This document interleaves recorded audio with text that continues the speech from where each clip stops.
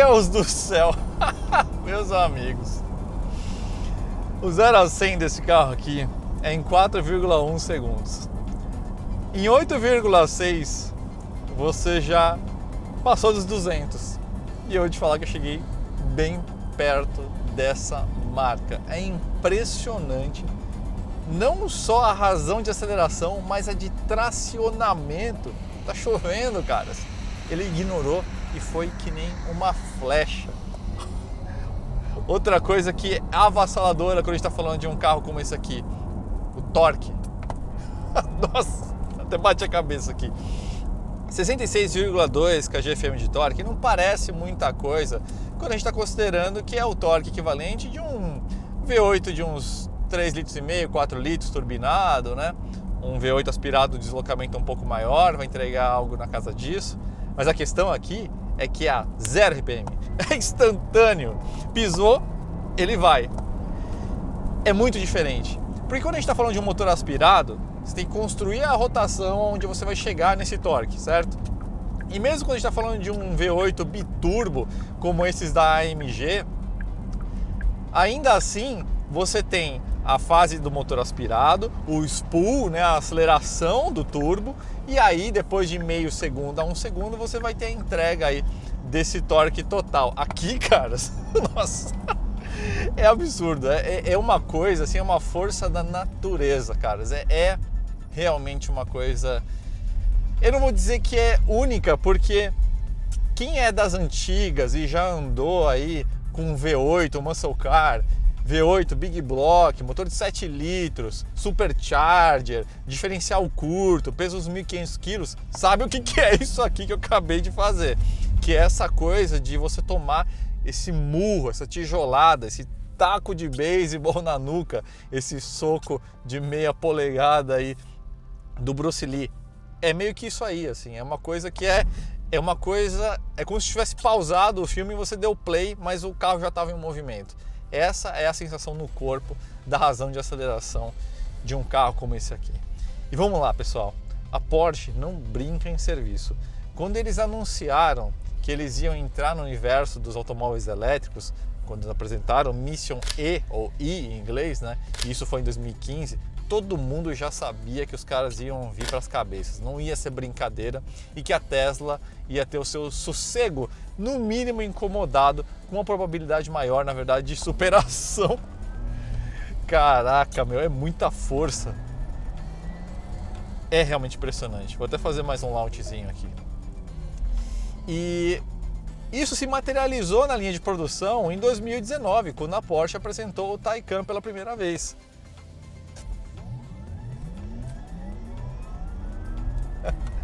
Que coisa espetacular.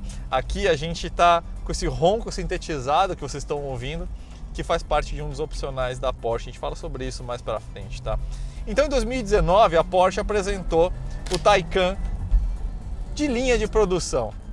E aí o pessoal viu que não era só um design bonito e uma inovação, vamos dizer assim, estilística, mas sim uma inovação técnica. E essa é a parte importante que eu acho que todo fabricante tem que se preocupar quando o assunto é tecnologia inovativa. Não é simplesmente copiar o que todo mundo está fazendo, até porque, vamos lá, quando o assunto é... Nossa, a aceleração é muito impressionante.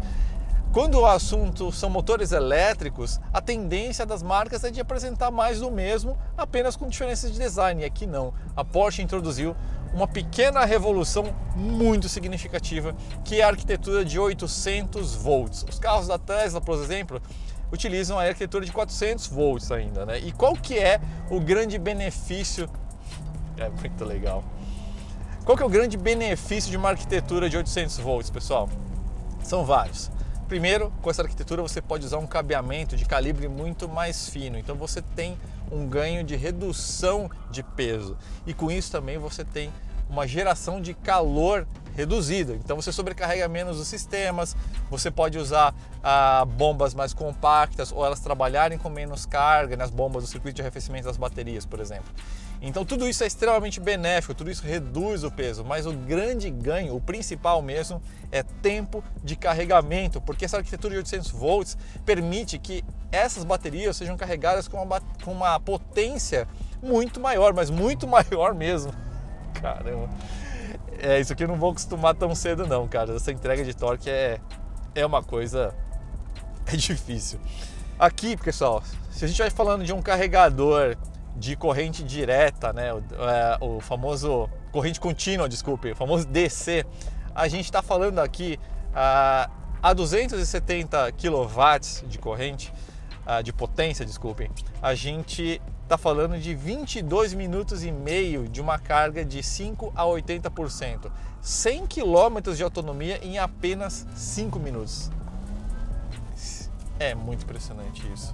Agora, tem um detalhe que eu preciso explicar para vocês daqui a pouquinho, que é onde estão esses carregadores de alta potência, que isso é um outro problema, mas vale o ponto. A Porsche introduziu uma mudança, uma evolução, uma pequena revolução no mercado dos elétricos. É assim que tem que ser. Cada fabricante tem que vir com uma tecnologia disruptiva, senão vai ser só mais do mesmo, uma festa corporativa sem grandes mudanças tecnológicas, né?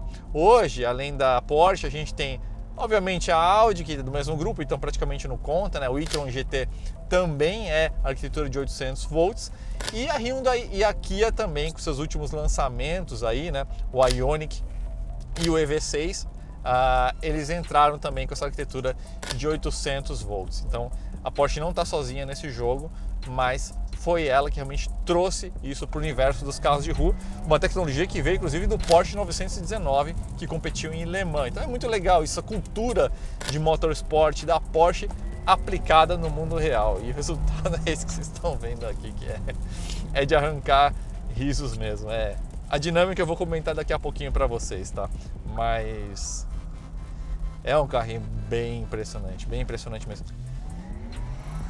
Outra coisa que impressiona muito, mas muito mesmo, capacidade de tracionamento desse carro. E isso, um bom crédito disso, sem dúvida nenhuma, está nos pneus, caras, porque são requisitos muito específicos que um pneu que atende a um veículo elétrico de alta performance com esse aqui precisa apresentar. E a Continental é uma das pouquíssimas fabricantes de pneus a ser homologada OE, ou seja, Original Equipment, né? O equipamento original de fábrica para o Porsche Taycan, tá? Quais que são esses requisitos que são específicos para o carro elétrico? Bom, a gente está falando de um carro que é pesado, 2.245 kg, tá? Então ele precisa ter uma estrutura bem robusta, o pneu. Ao mesmo tempo, precisa apresentar uma baita capacidade de tracionamento, porque a gente tem aqui 66,2 kgfm de torque que é entregue instantaneamente, então é um estresse muito maior do que você ter uma entrega progressiva, como é no motor a combustão. A gente tem então uma necessidade de tracionamento muito grande e um estresse de desgaste também muito maior. Então o pneu ele precisa tracionar e ser durável. Olha só como é antagônico. Além disso, a gente tem mais necessidades antagônicas. Além de toda essa parte de performance, precisa ter uma resistência ao rolamento muito baixa, porque um carro elétrico, um dos propósitos principais dele é justamente você ter essa questão de uma boa autonomia, de uma alta eficácia e uma eficiência energética muito elevada. Então, para isso você precisa de um pneu que não vá roubar muita energia do veículo em movimento. Então, a resistência ao rolamento é esse parâmetro que vai aferir o quanto que o pneu consome de energia do veículo em movimento, e ele precisa ser, num carro como esse aqui, muito baixa essa resistência ao rolamento. Então é um desafio para a engenharia. E além de tudo isso, o pneu precisa ser silencioso, porque olha só, aqui eu estou no modo Sport Plus, vou ligar aqui no modo normal para vocês entenderem o que é um carro elétrico em movimento. É como se fosse um carro a combustão desligado, o que significa que o som do rolamento dos pneus no asfalto, o ruído aerodinâmico da carroceria em contato com o fluido que é o ar, pequenos mecanismos e sistemas auxiliares como ventilador, limpador de para-brisa, até o acionamento das portas, tudo isso a engenharia precisa rever. E os pneus acabam sendo uma fonte de ruído bastante relevante. Então, o pneu que atende a um carro como esse aqui precisa, além de tudo isso que eu falei, ser silencioso, cara. Então, olha só a quantidade de desafios que tem. E a Porsche é uma marca de cultura motorsport, né? Então, eles são extremamente exigentes nessa parte dos pneus. Na verdade, o desenvolvimento do carro da Porsche começa nos pneus. A Continental participou ativamente do desenvolvimento do Taycan e com isso conseguiu esse cobiçado selo de marca homologada OAE Pro Taycan. E isso significa aqui que a gente tem 2 pneus que foram homologados para o Taycan da Continental, tá? Um deles eu conheço muito bem, que é o Premium Contact 6, que é o pneu que eu uso no meu Sandero RS pessoal. E é um pneu que justamente me encantou por equilíbrio dessas características. É um pneu que proporciona uma boa economia de combustível, uma baita performance em termos de aceleração lateral, consigo ótimos tempos de volta. Tem vídeo meu na Capoava com esse carro, vocês conseguem ver. Realmente a parte de aceleração lateral, ele é bem impressionante e é um pneu silencioso também. Então é uma combinação de características muito feliz. Cara, se atende a mim no Sandero RS, e um Porsche Taycan provavelmente vai atender a sua necessidade também, tá? E o outro pneu é, por coincidência, o que está equipado nesse carro aqui, que é o Pro Contact RX, que é um outro pneu da Continental, disponível em menos medidas, né? Um projeto de pneu um pouco menos disponível para o nosso mercado, mas o Premium Contact 6, além de ser um pneu mais recente, eu sinto que ele vai atender de forma geral as suas necessidades melhor. Mas cara, isso é demais, né? Agora, vamos falar um pouquinho sobre autonomia, que é um outro assunto crítico quando a gente está falando de carros elétricos, né, pessoal? O que a gente tem aqui? Carro elétrico é aquela bagunça de números. Não sei se vocês estão por dentro disso, mas, por exemplo, nós temos a metodologia de aferição WLTP, que é considerada global, né? A maior parte dos mercados usa, mas ela é particularmente otimista. Para esse carro aqui, eles dão de 415 a 490 quilômetros de autonomia. É muita coisa. Sendo bem realista, você não vai conseguir atingir isso, tá? E essa média aí que eu passei ainda combina cidade e estrada, tá? A metodologia do Inmetro, as marcas não gostaram, chiaram, porque ela é muito menor, mas, vamos lá, é bem mais realista. A do Inmetro aqui é de 300 km no ciclo combinado entre cidade e estrada, tá? E realmente é o que você vai conseguir com esse carro aqui. 300 km, sem precisar usar pé de alface. Também, se você pisar que nem um louco, como se fosse um carro de corrida, evidentemente você vai ter um consumo muito maior, né? Mas até aí é como um carro a combustão. Mas 300 km aqui é bastante realista. É demais isso. Tem uma coisa importante que vale a pena a gente falar, pessoal. Esse carro aqui começa em R$ 775 mil e ele já vem equipado na configuração para o mercado brasileiro com a bateria Performance Plus, que lá fora é um opcional, tá? O que ele vai agregar? Aproximadamente 50 cavalos a mais, aproximadamente 50 km a mais de autonomia e também vai engordar um pouquinho a balança em uns 80 quilos, tá? Então, esses números de autonomia que eu dei consideram o ciclo de consumo já utilizando essa bateria Performance Plus.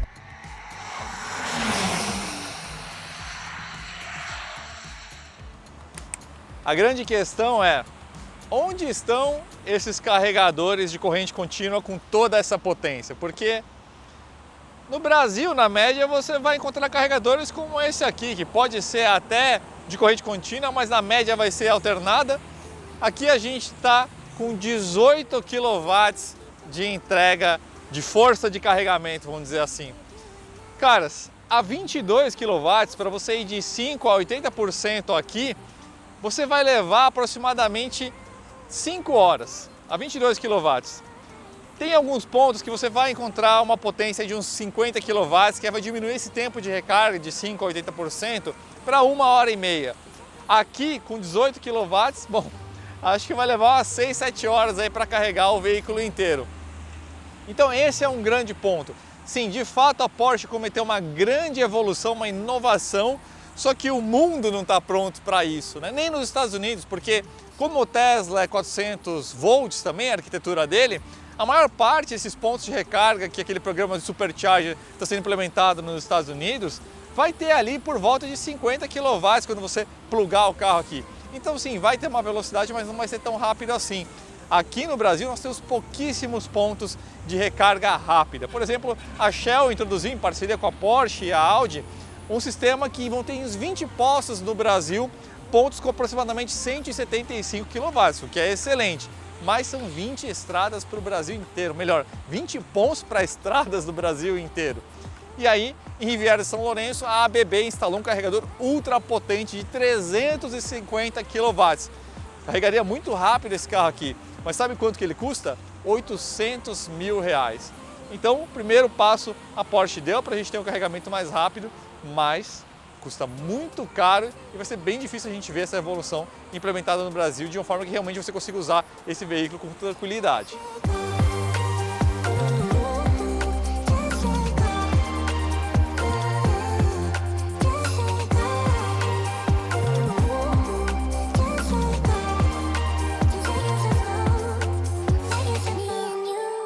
Vamos deixar de lado por um instante o fato de que esse carro aqui é um elétrico, até porque isso divide um pouco de opiniões. Vamos olhar um pouco a escultura que o pessoal de Stuttgart desenhou nesse carro, começando por esse músculo desse paralama aqui. Vocês conseguem ver o quanto que isso remete ao 911? Compara com o Panamera Cross Turismo, que você vai entender o quão esse carro aqui foi mais arrojado nas formas e nas proporções. Aqui realmente eles buscaram o máximo de 911 possível. É impressionante, até essa forma como a janela traseira sobe é muito mais arrojado. De fato, esse aqui, um shooting brake, né, como a gente chama esse conceito de design, mas é um dos carros mais bonitos que já foi fabricado em tempos recentes. Lógico, a assinatura da lanterna traseira também é totalmente Porsche. Tem coisas que a gente não consegue ver olhando aqui de cima, que é, por exemplo, o assoalho totalmente plano, graças ao sistema de baterias, não tem motor a combustão, o que permitiu um difusor muito mais pronunciado. Afinal de contas, não tem um sistema de escape ali para brigar em termos de espaço, nem um motor traseiro, muito menos esse aqui que é um veículo familiar. Então tem muita coisa que realmente impressiona nesse carro. Desse ângulo mesmo que você está vendo agora, olha a proporção desse carro. Como que a cabine é recuada para trás, como que essa linha aqui desce, até meio que é o estilo do Scirocco, por exemplo, esses últimos mais recentes. Esse desenho aqui da coluna C, o carro realmente é muito escultural e isso você consegue ver de muito longe. O Panamera Sport Turismo já era um carro muito interessante, mas o Taycan, os caras conseguiram levar realmente um passo adiante. Vamos agora para a parte da dianteira, porque tem uma coisa que eu preciso mostrar para vocês, que esse sim, eles só conseguiram fazer porque a gente está falando de um carro com motores elétricos, que é isso aqui, ó. Essa proporção aqui do capô e do paralama dianteiro. Olha aqui de perfil para você entender uma coisa. Se fosse um motor a combustão, ou ele teria de ser transversal ou ele teria de ser um Wankel. Não daria para você fazer um motor V6 ou V8 biturbo com essa linha de capô tão baixa e esse capô tão curto e esse balanço tão curto. Onde está aqui a linha de centro do eixo? Seria completamente impossível. E é justamente essa proporção aqui de capô que deixa o carro com essa cara mais de 911, né? Se você olhar o Panamera, ele tem aquele capôzão comprido, né? Então a proporção dos balanços, do greenhouse, que é essa área aqui da cabine, é completamente diferente. E, aliás, a Porsche fez uma coisa em nome do design que até atrapalhou um pouquinho a ergonomia, que é o seguinte. Essa parte aqui foi um pouco mais para frente na coluna, tá? Deixando o carro até um pouquinho mais arrojado. Mas o habitáculo em si segue recuado para trás. Então, no Taycan, quando você entra no carro, você está alinhado com a coluna B. Pode ver nos bancos, se você entrar nesse carro, é até um pouco difícil de você entrar se a gente comparar com o Panamera. Mas é justamente tudo isso que deixou esse carro com essa forma tão bacana. Vale lembrar, pessoal, essa plataforma aqui chama J1, a Porsche desenvolveu com exclusividade para o Taycan. Não é a mesma plataforma do Panamera. Aqui a gente tem todos os elementos de baterias que é completamente estrutural.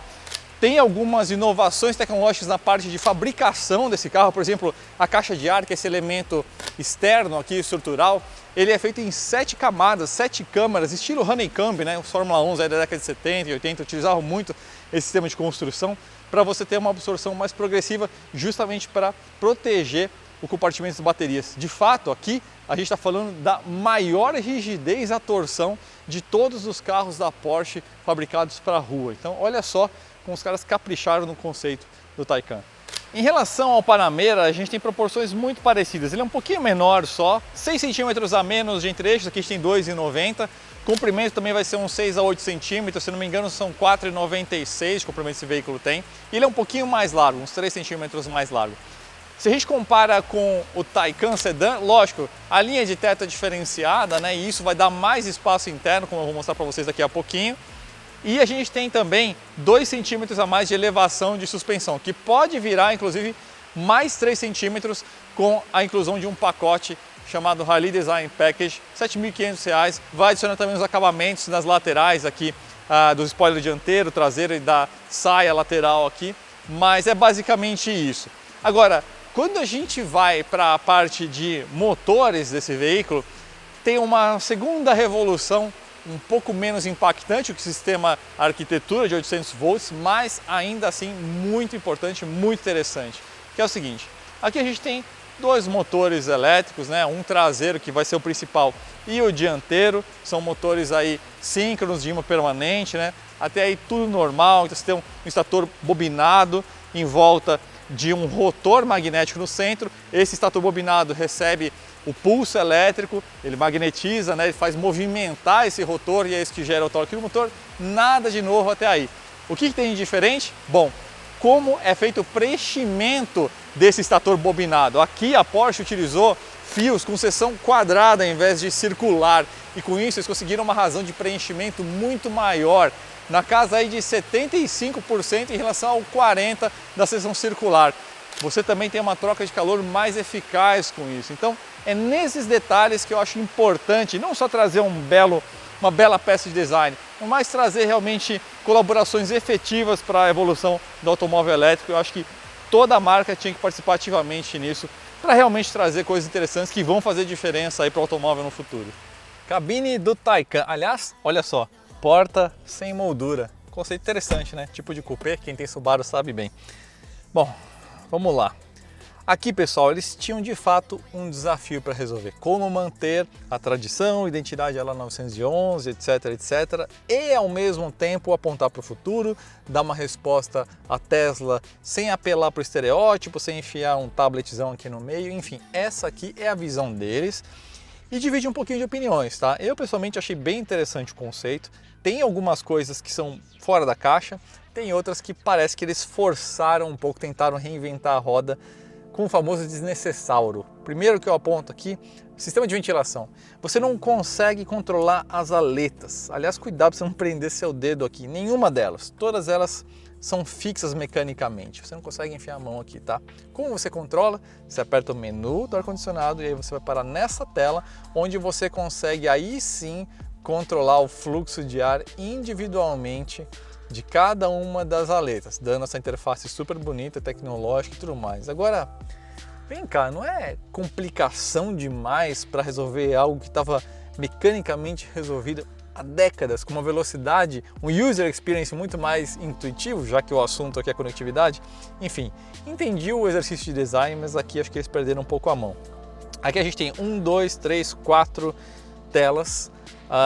Não gosto de tela para sistema de ventilação, porque novamente você tem que tirar o olho e virar para cá para baixo para você acessar os menus, mas vale também explicar que aqui você tem vários outros controles e se você tivesse isso em botões ia precisar realmente de muita tecla. Então aqui você consegue abrir e fechar diretamente as portas dos recarregadores, você consegue controlar, olha assim, consegue ver até a porcentagem de bateria que você tem. Você consegue controlar a opacidade aqui do teto. Na verdade, quando você aperta aqui, você vai parar nessa tela aqui. E aí você consegue controlar essa opacidade desse teto aqui, um opcional de R$23 mil, bem high-tech, aliás, né? Meio ficção científica aqui o negócio, tá? E aliás, opcionais aqui a gente tem muitos. Esse carro está equipado com R$200 mil de opcionais. É muita, mas muita coisa. Eu publiquei a lista completa desses opcionais no meu Instagram pessoal, @JulianoBarata, porque se a gente fosse passar por cada um deles aqui, cara, é realmente muita coisa. Temos aqui os bancos de 18 vias também como opcional e toda essa forração de couro nessa parte do painel, console central, porção superior das portas também são opcionais. Se você é íntimo do mundo dos Porsches, sabe muito bem que é assim que funciona. Você consegue customizar tudo que você quer. Algumas coisas você vai ficar meio chateado porque isso deveria vir de série, mas é exatamente assim que os caras fazem grana. Destaque aqui interessante para o cluster, que tem uma parte funcional, tem ícones satélite funcionais aqui, então você controla o controle de estabilidade de tração apertando ele diretamente aqui, você consegue controlar cargas amortecedores apertando aqui a altura do veículo, então deu um grau de interatividade, uma funcionalidade, aqui sim o user experience funcional, então a tela deixa de ser simplesmente só um mostrador para ter um nível de interação, e isso eu achei bem interessante. Aqui vocês estão vendo que tem duas telas do sistema de infotainment, né? Então aqui, por exemplo, a gente tem até uma redundância interessante, né? Todo Android Auto, numa tela aqui está o Waze e na outra está o Spotify, tá? Isso aqui é um opcional também, se não me engano, na casa de R$8.000.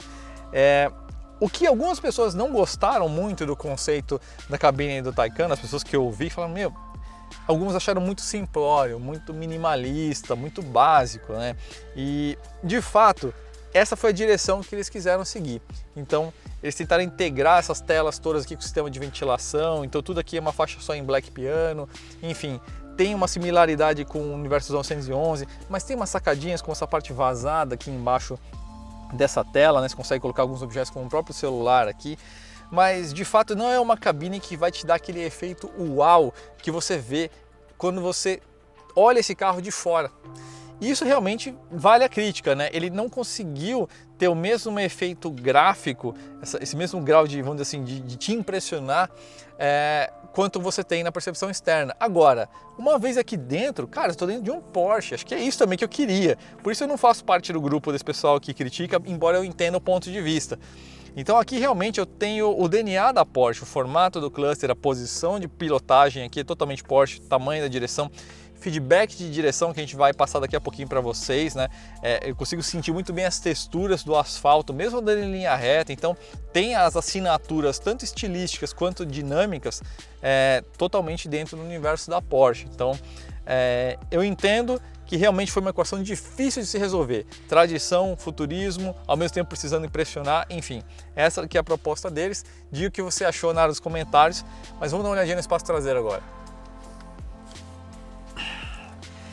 Entrar no Taycan não é exatamente das missões mais fáceis, mesmo o Cross Turismo, que tem 36 milímetros a mais de espaço para a cabeça que vai aqui atrás, por causa da linha de teto. E por que não é tão simples entrar no Taycan? Porque o conceito da carroceria foi feito da seguinte forma: para dar essa proporção mais de Porsche, as colunas foram deslocadas um pouquinho mais para frente, mas ao mesmo tempo o habitáculo está na posição ainda meio onde era o Panamera, então você fica com as colunas B e C meio que avançadas, você entra meio que desviando delas e aí você finalmente entra no carro. Então esse é um pequeno ônus da forma sobre a função, que não é muito comum no universo da Porsche, mas nesse caso acho que vamos dar um desconto porque a forma ficou espetacular, né? Portas sem moldura, novamente, como na dianteira, estilo coupé.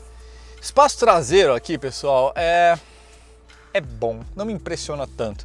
Vou falar por quê. Eu tenho 1,82 m, tá ótimo para a cabeça, tá ótimo para o joelho, mas olha só, para um carro de quase 5 metros, eu queria que esse encosto aqui fosse mais reclinadão. Afinal, esse carro aqui é um estradeiro de primeira classe, né? Então, eu queria estar aqui numa posição um pouco mais confortável, como seria aí de um Série 5, enfim, do próprio Panamera. Então, esse ângulo aqui acho que poderia ser um pouquinho melhor. Tem saída de ar aqui com controle de temperatura para cada um dos ocupantes, então é um 4Zone aqui. Não tem muito espaço para os pés, justamente porque a gente tem os módulos aqui das baterias, enfim, parte da estrutura do carro aqui, então você tem um ressalto aqui embaixo do banco. Então, especialmente quem usa aí calçados um pouco mais volumosos vai ter um pouco de problema para encaixar aqui os pés, né? E não é também das cabines mais largas, o banco não é dos mais largos, porque a gente tem essas ancas aqui, esses paralamas aqui se pronunciando, que também são mais uma colaboração, ou melhor, mais uma dificuldade da forma sobre a função. Então, o balanço geral do espaço aqui, para mim, assim, é muito bom. Também não vamos ser tão crica, né? Mas é o melhor interior de um carro dessa proporção? Não. Definitivamente eu acho que aí a forma se predominou sobre a função em alguns pontos. Porta-malas tem 446 litros se você ignorar o fato de que o step está ali no meio do caminho e a caixa, a sacola ali com os cabos de recarregamento também estão, porque se você tirar esses itens, beleza, você tem um belo porta-malas, não é tão largo como vocês conseguem ver, justamente porque além da forma dos paralamas aqui, a gente tem também a parte da suspensão ocupando um pouco de espaço, tá? 446 litros e um pouco mais de 80 litros no que a gente chama do frunk, né? Que seria a parte dianteira ali, onde você tem um compartimento de bagagem, justamente porque o motor e o inversor de corrente são bem compactos, então coube algumas coisas lá. Agora, vamos voltar para a Estrada dos Romeiros, né?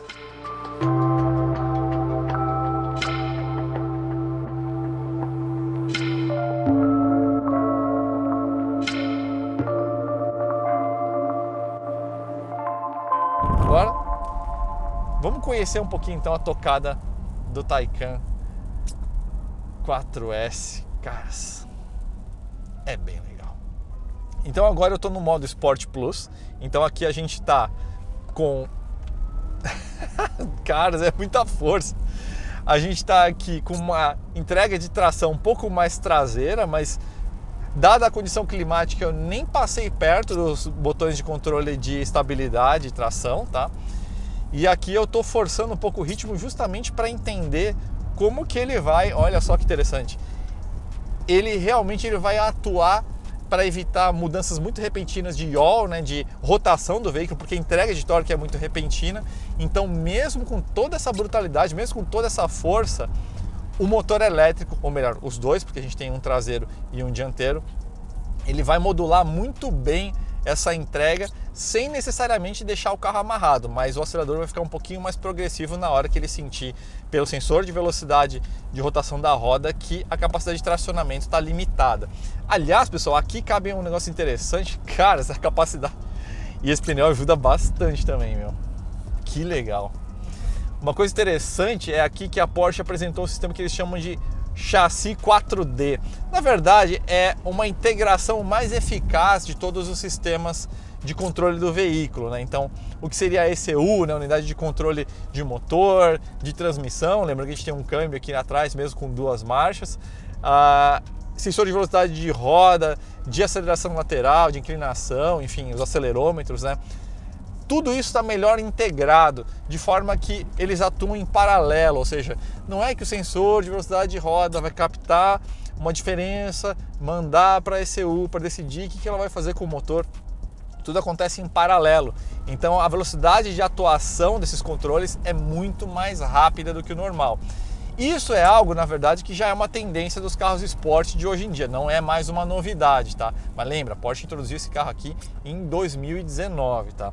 Esse trecho aqui, evidentemente, adoro esse pedaço aqui, mas com piso molhado e um veículo de 2 toneladas, não dá para abusar demais. Mas te falar que nesse ritmo que a gente está aqui, já não é qualquer carro que já faria, caras. Performance de freios aqui, evidentemente, carro de 2 toneladas, você vai sentir a massa sim nas transferências laterais, na capacidade de frenagem, mas um detalhe muito importante aqui, pessoal, o centro de gravidade está lá embaixo, porque as baterias estão lá embaixo. Aqui são 630 kg de bateria, tudo aqui no assoalho do veículo, tá? Então, o jogo inercial, que é essa coisa da força de aceleração lateral fazer esse peso, essa massa, agir como uma força para jogar o carro para fora da curva, aqui você vai ter uma atuação muito mais reduzida do que num carro a combustão, porque o posicionamento, a distribuição dessa massa está muito mais para baixo, tá? Então, na prática, a sensação inercial, pelo menos falando lateralmente, é de um carro de 1.800 kg, 1.900. Agora é lógico que na parte de frenagem você vai sentir que é um carro de 2 toneladas sendo freado, por melhor que sejam esses freios, 360 mm de disco na dianteira, com pinças de 6 pistões na frente. Tem uma outra coisa que é muito legal, caras, que no seco a gente ia sentir mais, mas aqui no molhado já dá para sentir, que é a questão da vetorização do torque. Qual que é a parte importante, que é uma grande diferença que a gente tem em relação a um carro a combustão nessa parte de vetorização de torque, que é aquela capacidade que geralmente nos carros a combustão é só o freio, né? Geralmente na roda traseira interna vai dar aquela pinçadinha que causa um torque de rotação que faz o carro, vamos dizer assim, ser tragado para dentro na curva, ajudando a contornar, ajudando a controlar o carro, né? Num carro com motor elétrico, você tem uma reatividade muito maior, você pode até aplicar torque negativo no eixo se você quiser, então você consegue ter esse efeito com uma dramaticidade bem maior e bem mais instantânea também, tá? Então isso é uma coisa bem interessante.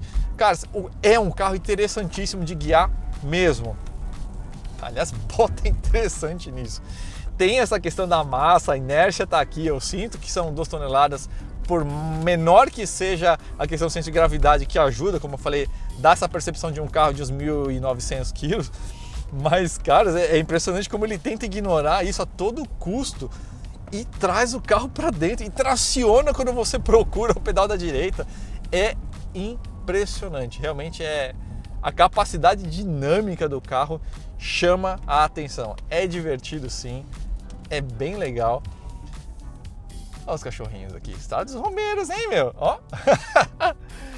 Caras, é um brinquedo bem interessante. Ficar em silêncio aqui por alguns instantes para vocês curtirem aqui a experiência dinâmica, que é bem curiosa, porque você escuta muito mais os pneus, os sons do ambiente. Vamos lá, alguns segundos aqui de matraca fechada.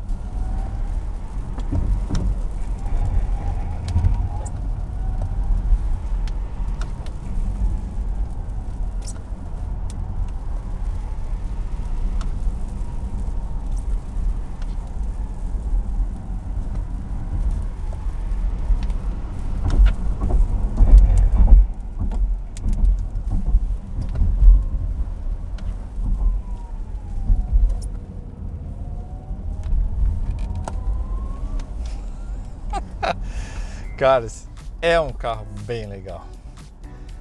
Agora, amarrando toda essa experiência aqui para vocês, frente a tudo que a gente falou da parte de comportamento do carro, características técnicas, limitações por conta da bateria, como que fica o balanço final da avaliação?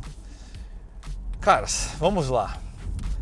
Uma das coisas que me incomoda em carros elétricos, na verdade, não é nem a questão da falta de ruído. Até porque carros modernos, mesmo a combustão, já tem turbo, já amorteceu o ronco, giram menos, etc, etc.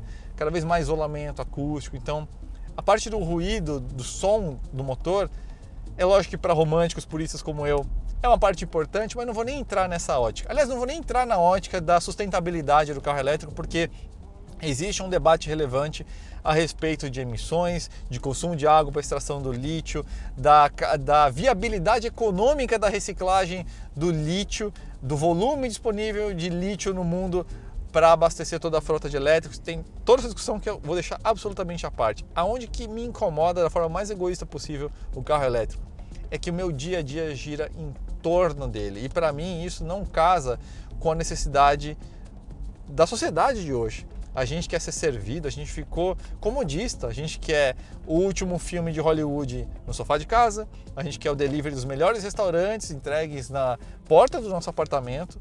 E aí, repetidamente, a gente tem um carro, um conceito de carro, que leva você a programar aonde você vai, com muito mais antecedência, onde estão os pontos de recarga. Pode ter alguém utilizando o seu ponto de recarga, pode não estar funcionando, quem tem carro elétrico sabe muito bem como é que é esse drama. Então você precisa ter um dia muito mais planejado, muito mais regrado. Você vive um pouco em torno do carro elétrico, né? Ele tem um ônus de planejamento da sua vida que não acho que casa com as necessidades do mundo de hoje. Então esse para mim é o maior desafio. Não vou nem falar da parte de infraestrutura, de carregamentos e tudo mais, até porque uma eventual solução de célula de combustível pode mudar completamente o universo dos elétricos, né? Mas essa necessidade da gente ter se planejar mais é uma questão bastante delicada, é um grande desafio, tá? Então a solução vencedora dos carros elétricos tem que resolver isso. Não acho que seja aceitável para o mundo de hoje a gente ter um carro onde você tem que se planejar tanto para você conseguir utilizar, tá? Então, para mim, esse que é o grande ponto nevrálgico aqui da questão. E, lógico, tem questão também de desvalorização. A gente está falando de um carro aqui que vai estar na faixa de preço aí de um BMW M3, né, Competition. A desvalorização é muito mais acentuada, né? Então, tem essas questões todas aí. Agora, é verdade também que um carro como esse Taycan Cross Turismo aqui vai ser o terceiro, quarto, quinto, sexto carro do cara. Vai ser o brinquedo ali para o cara curtir uma viagem específica, uma rota específica, daquele passeio de fim de semana e vamos lá. Em termos de experiência, em termos de design, em termos de objeto de desejo mesmo, aqui a gente tem muitas características legais. Então, para mim, o resumo da ópera é o seguinte: se você tem condições e você quer experimentar o que é então um carro elétrico de ponta, um super carro elétrico, caras, para mim essa daqui é a escolha perfeita, até mais do que o Taycan Sedan, justamente porque a gente tem aqui um espaço para cabeça melhor e vamos lá, né? Um design shooting brake absolutamente matador. Isso aqui para mim é um dos designs mais felizes que a Porsche já executou. Então, é isso, caras. Realmente, Taycan Cross Turismo é um carro espetacular. E essa força aqui ainda vai levar um tempo pra gente se acostumar, caras. Até me empolguei aqui de frear um pouco mais forte. Caras, é um brinquedo bem legal.